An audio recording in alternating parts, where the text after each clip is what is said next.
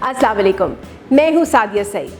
आपको जावेद पब्लिशर्स में खुशामदीद कहती हूँ। आज की इस वीडियो में हम किड्स अलिफ बे जीम ग्रेड 3+ के सबक रे के बारे में पढ़ेंगे।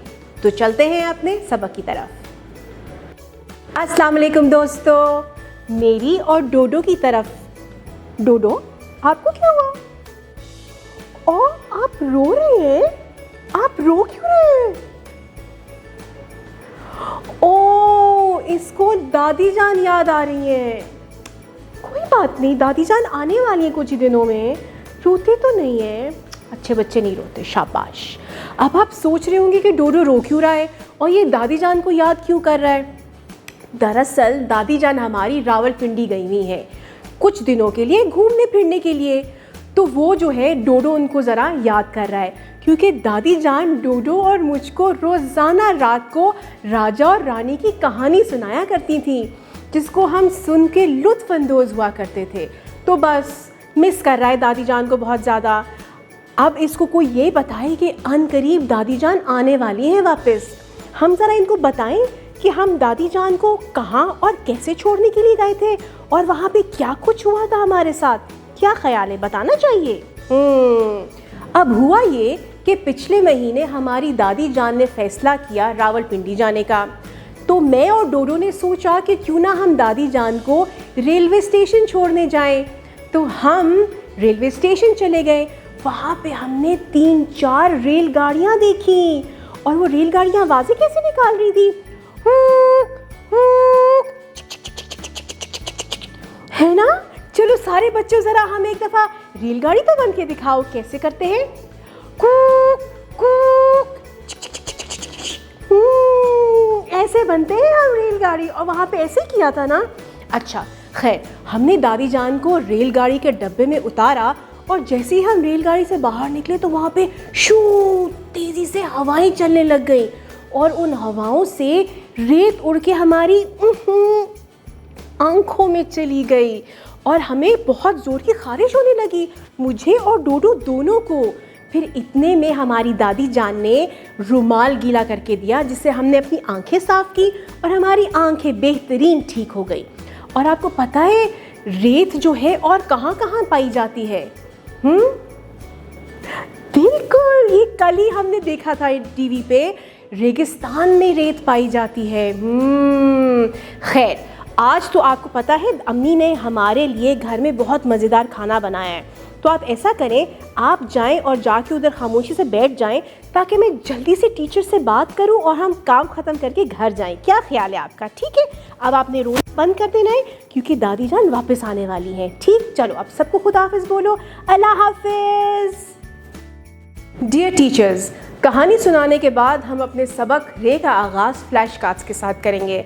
हमारे पास इस वक्त जावेद पब्लिशर्स की तरफ से फराहम किए हुए फ्लैश कार्ड्स में रेलगाड़ी, रीच, रोटी और रुमाल है। आप ये तस्वीरें बच्चों को बारी बारी दिखाइए, इन तस्वीरों के बारे में बच्चों से बातचीत कीजिए।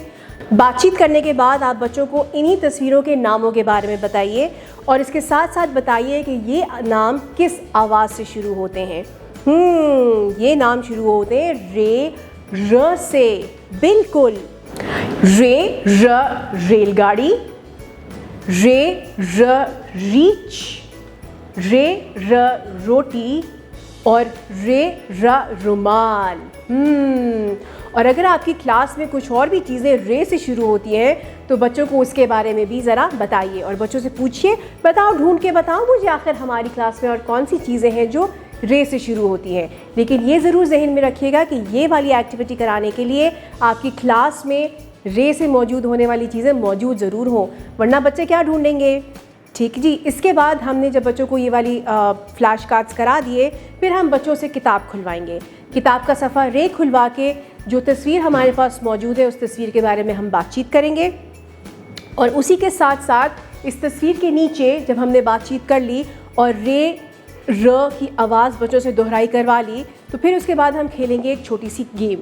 वही एक्टिविटी जो हम हर दफ़ा खेलते आए हैं कि हमने ढूंढना है रे कहाँ है, यानी छुपन छुपाई। जी, तो इसी तस्वीर के बिल्कुल नीचे हमारे पास 2 अल्फाज मौजूद हैं। इन अल्फाज को सामने रखें और बच्चों से पूछें कि रे को तलाश करें। पहले लफ्ज़ में रे दरमियान में है, और अब मुझे बताओ दूसरी तस्वीर में कहाँ है? ढूंढो।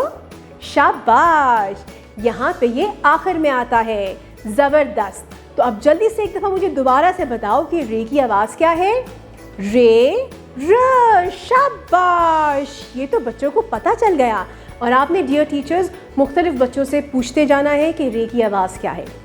इसके बाद हम चलेंगे अपनी लिखाई की तरफ। रे को लिखने के लिए हम नुक्ते से नीचे की तरफ एक सीधी लाइन लाएंगे और फिर तिरछी लाइन बना देंगे।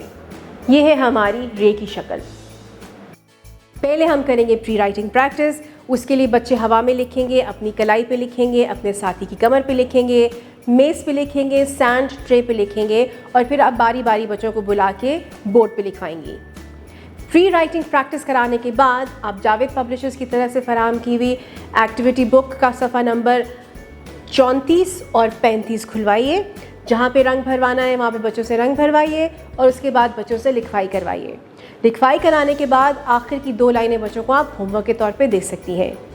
जब आपने लिखवाई करा ली और आप बच्चों की कारकर्दगी से मुतमईन हो गई, और इस कारकर्दगी में सिर्फ लिखाई नहीं बल्कि आवाज़, रे की आवाज़ और उससे शुरू होने वाले अल्फाज की भी बात होगी, जब आप मुतमईन हो जाएंगी इस बच्चों की कारकर्दगी से, तो फिर हम चलेंगे अपनी जांच की तरफ। लेकिन अगर आपको अभी लगता है कि बच्चों में कुछ कमी रह गई है और उनको मज़ीद पुख्तगी की तरफ लेके जाना है, तो आप बच्चों को यहाँ पे LED प्रोजेक्शन की मदद से भी दोहराई करवा सकती हैं।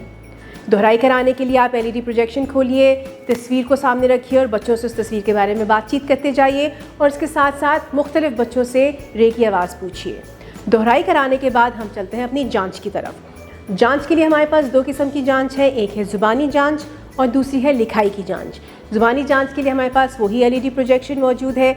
बच्चों के साथ वो LED प्रोजेक्शन बच्चों को दिखाइए, बच्चों से सवालात कीजिए, बच्चे आपको जवाब देंगे और साथ साथ आवाज़ भी बताएंगे, यानी हरफ की आवाज़ बताएंगे। उसके बाद हम चलेंगे अपनी लिखाई की जांच की तरफ। आपके पास जावेद पब्लिशर्स की तरफ से फराहम की हुई वर्कशीट्स मौजूद हैं। बच्चों में तकसीम कीजिए और बच्चों से काम करवाइए।